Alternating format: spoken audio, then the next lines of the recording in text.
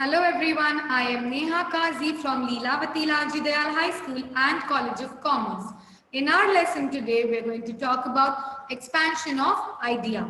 So a slogan, quote or proverb will be given to you in the exam and you have to write about it. So this question carries 5 marks. Let us see how to write an expansion. So step 1, understand the meaning of the words and write the symbolic meaning of the statement. For example, all that glitters is not gold. Okay, now if you get this, you have to understand the meaning and decode it. All right, so we know that gold is a precious metal. So in this proverb, gold symbolizes something precious. All right. Then let's see the second step. Substitute the meaning in the idea or the proverb. So what you have to do now? Substitute the symbols that we have found earlier in the sentence. Okay, so now let's see what do we have. All that glitters is not precious, correct? When we said all that glitters is not gold, this was an example, this was a quote given to us, correct? A proverb given to us. So we try to decode it. So gold stands for something precious. Now we have substituted.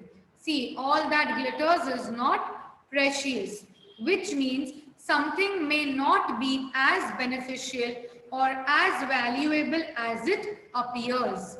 Okay, so we have now understood, we have now decoded the entire meaning of the proverb. Let us see the third step now. Support it with some examples. All right, so we may see many attractive things in the market. We feel the urge to purchase them. However, when we begin to use them, we often realize that it only looks good at the surface and is not very useful or is of low quality. The famous saying, all that glitters is not gold, implies just the same. Okay. So here, what are we doing in the third step? We are actually giving some examples. Okay. Why we believe in all that glitters is not gold. Here, just one example was given. All right, that we buy something just because it looks gold, but in reality, it might not be that good or it might not be useful to us. Okay. Let's see the fourth step now. Think of similar proverb or ideas. Okay, so we have all that glitters is not gold. We know the meaning also of this now. Now what do we have to do? We have to think about a proverb which has a similar meaning to that which is given to us. So for all that glitters is not gold, we have the proverb, don't judge a book by its cover.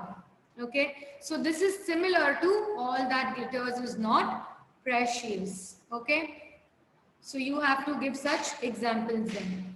And finally, in the end, last para, you will sum it up. You can just divide this in 3 paragraphs, first, second, and the concluding one. All right, so use words like thus to sum up. So the proverb advises that, hence. So you can use these words and you can conclude your expansion. All right, students. So that's all an expansion of idea. I hope you all have understood it. Thank you so much.